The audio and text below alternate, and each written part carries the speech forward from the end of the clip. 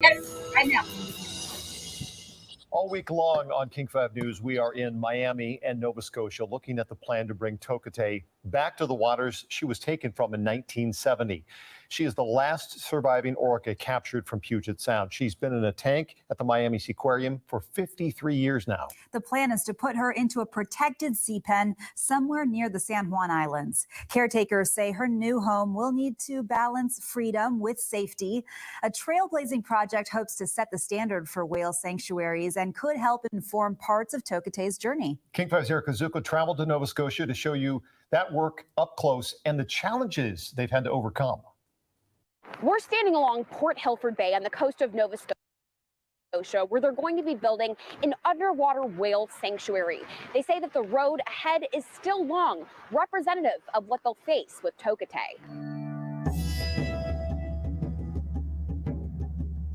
Nova Scotia, known for its coastal views and fresh catches, could soon earn a new place in history. Getting a glimpse of why Canada could light the way toward a new future for marine mammals takes traveling hours from the hustle and bustle of Halifax. Past picturesque rural towns and beyond the reach of maritime traffic sits this cove along peaceful Port Hilford Bay near the town of Sherbrooke. Its calm disrupted only by the crash of waves on a windy day. This is something that whales like. It's where Whale Sanctuary Project founder and president Lori Marino says they found the ideal place for a healing space. And this is pretty close to town, but it's remote enough that there's space. It's perfect. The nonprofit dedicated to rescuing marine mammals and providing seaside sanctuaries is navigating uncharted waters as it works to construct North America's first true whale refuge. We will be there for them. The whales' welfare is our priority, nothing else. Since it's the first of its kind, there's no finished picture of exactly what it will look like. But here's our depiction of how it could work based on initial descriptions. Crews will construct an underwater net anchored on land at Rocky Point on one side of the sanctuary and Bearschwa Island on the other. It will be made of stretchy 8-inch thick mesh and suspended from a steel frame structure floating around pipes to provide a walkway for staff access to the whales. They will have depth to dive, which they typically do not in a concrete tank. And so we designed the sanctuary to promote as many natural behaviors and allow the residents to live as whales. Construction itself will likely take months, but planners say it took 6 years to prepare for that step. They needed multiple approvals from government agencies and are still undergoing environmental review.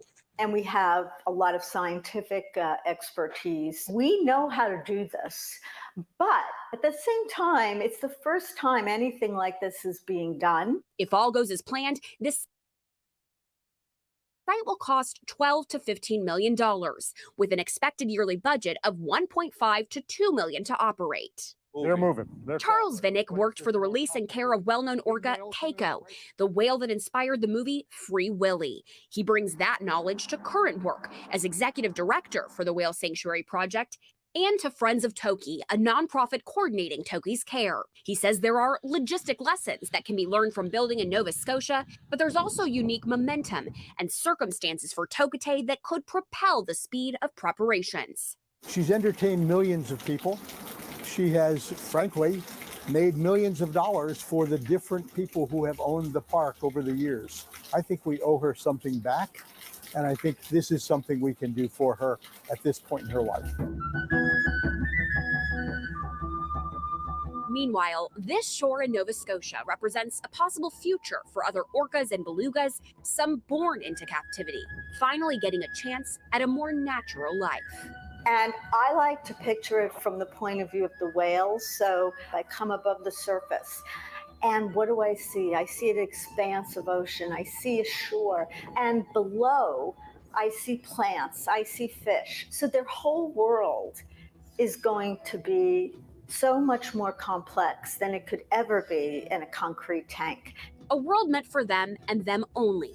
with buffers planned to prevent boats and spectators from disrupting the peace they may finally receive. They looked at more than 130 locations for potential sites, narrowing it down and visiting 30, choosing 3 finalists before coming to this one. Reporting from Nova Scotia, Erica Zucco, King 5 News. Those 3 final locations included 2 in the Pacific Northwest. They looked at sites near British Columbia and another near the San Juan Islands. They passed on British Columbia because they say it was a little too remote, and they didn't pick the San Juans because there was too much boat traffic. Moving Tokitae home will be one thing. Keeping her protected from too much tourism, as Erica mentioned, once she's back, that's a whole other process. The plan is to put a sea pen somewhere near the San Juan Islands eventually. The group, Friends of Toki, among others, are still in the process of selecting a proposed location. Raynell Morris with Alumni Nation says they have been discussing safety plans for several years now. She says in addition to the net of the pen, they will have a setup in place to keep boats from getting too close. As Erica mentioned, they'll also have a paid security team to monitor that area. We have an initial team identified that would be part of the operational team for the sea sanctuary.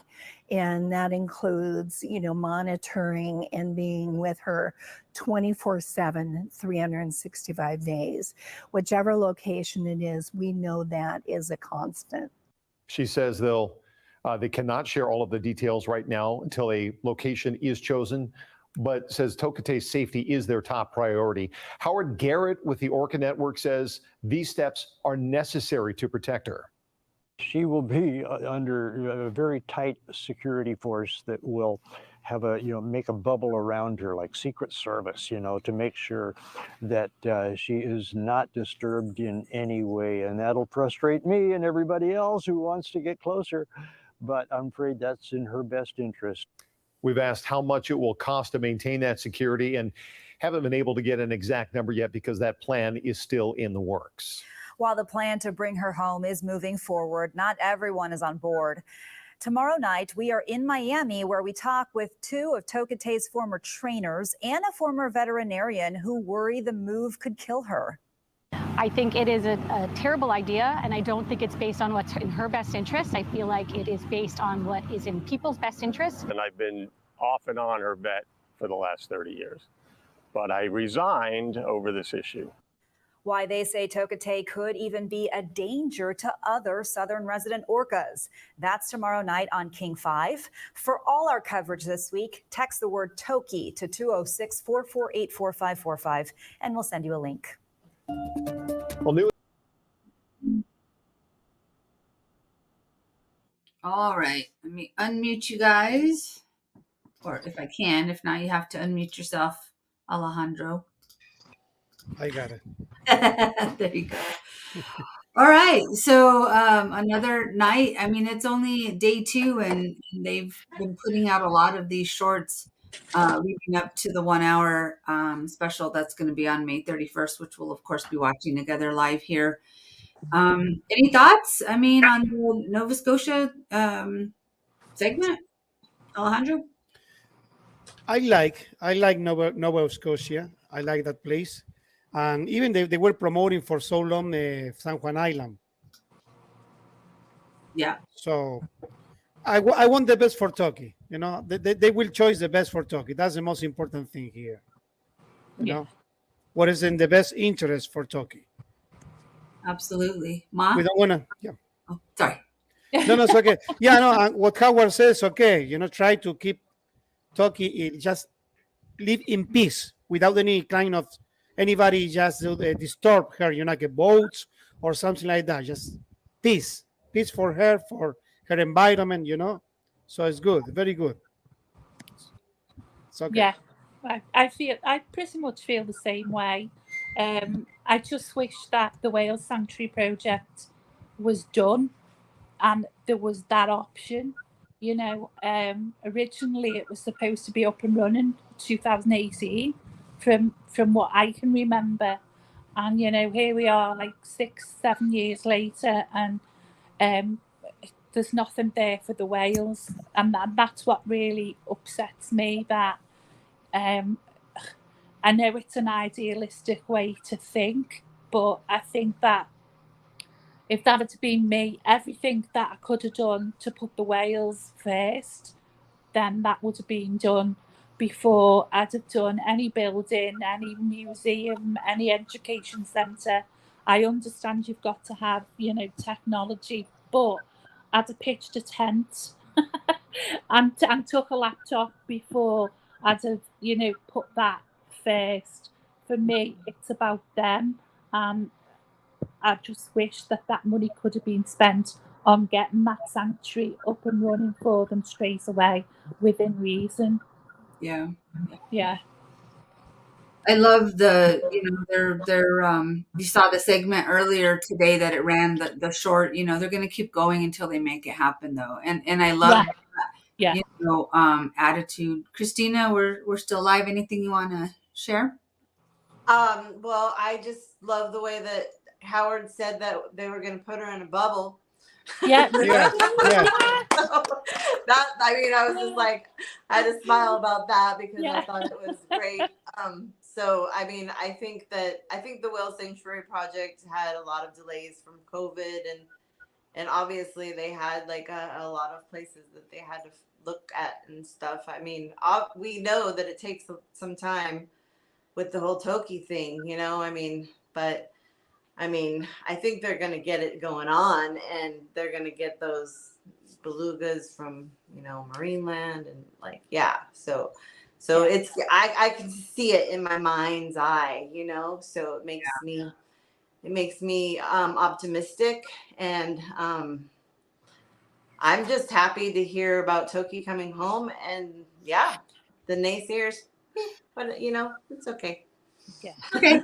We're gonna think what they want to think. And it's important to highlight, I think, what Scala Hala said on just this interview when they're talking about the security plan, and they're talking about, these conversations and planning have been going on for years. This is not some random thing like all of a sudden someone had an idea to go build a new tank, or they had some random new idea this is something that's been in the works. These are conversations that have been happening for a long time. We just finally have an owner of a park who's willing to enter those conversations with them. But the planning has been in place. The conversations have been happening for years. And so this isn't new. We're not starting from scratch here. And our job, I think, as advocates is really just to continue to support, like Alejandro says, support the Lummi Nation, support Friends of Toki, because this is the only real plan in place. We heard that today. I mean, I know there were some very knocking things down, some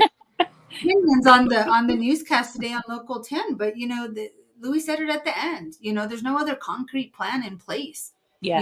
So really just getting behind this plan that's been in place and this energy that's been moving forward for years. I want to say hi to Roberto because he just texted me that he's watching us. And Annette, the most important thing is like we know where Lolita's family, where Tokita's family is located. So let her go and let her to be reunited with her family. Why the idea to bring the idea to keep her in a tank or be somewhere else? No, let her go back to her home waters with her family. Her mother is still alive, Let's be a human again. Let's be a human. Yeah, I agree. I agree. Deborah, you want to share anything? Actually, there is. I'm just going to parrot everything everyone has said tonight. Ma, I'm with you. Why isn't the sea pen already built? But the situation today with Scally-Chucktanut, everything is something that's never happened before. Yeah. Like Annette says, they've been talking about this for years behind the scenes. So there's a lot of groundwork that's already been done. The whale bowl's on its way out. She now has an owner that's on board with her release home. So everything about Scally-Chucktanut is something new and miraculous, and it's never been done before. And let's just do this one whale at a time.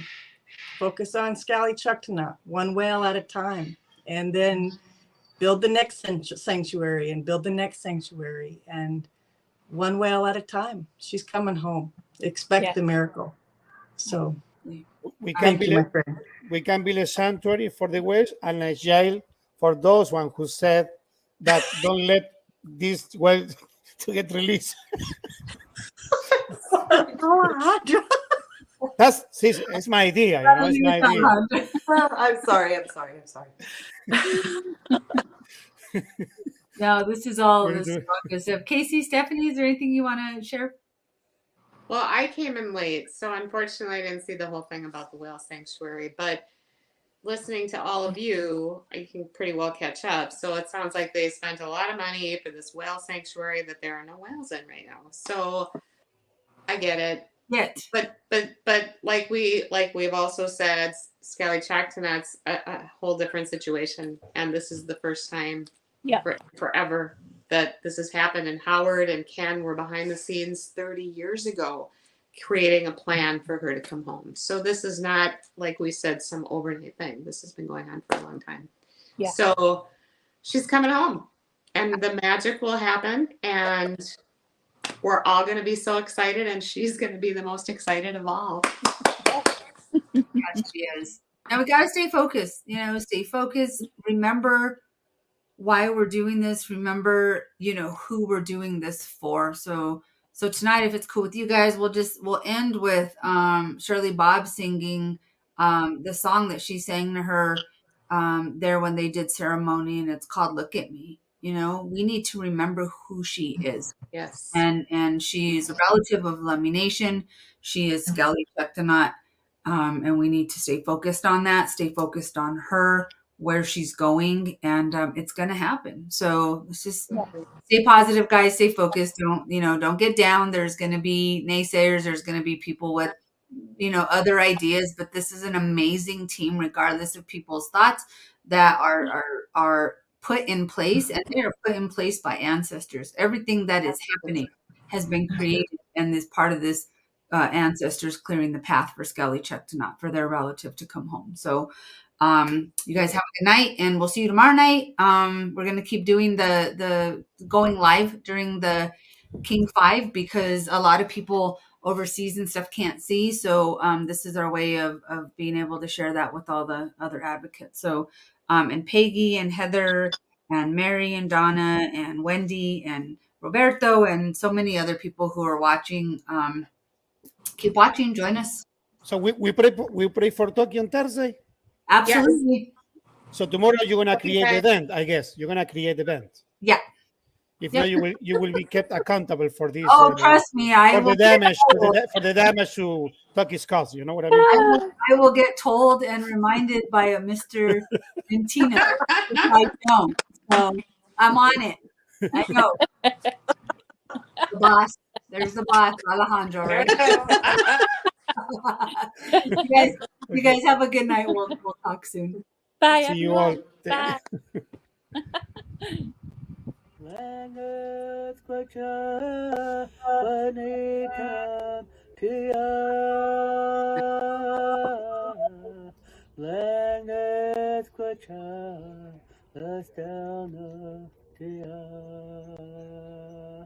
Neatlands Jalangan Tia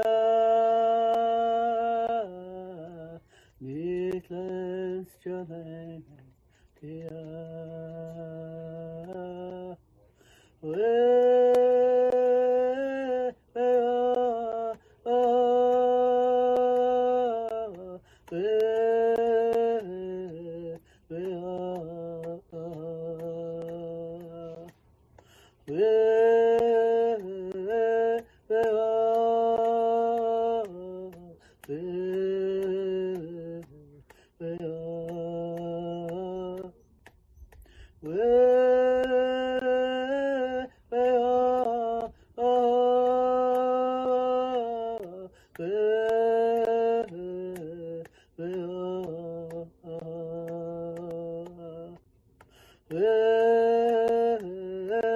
Yeah.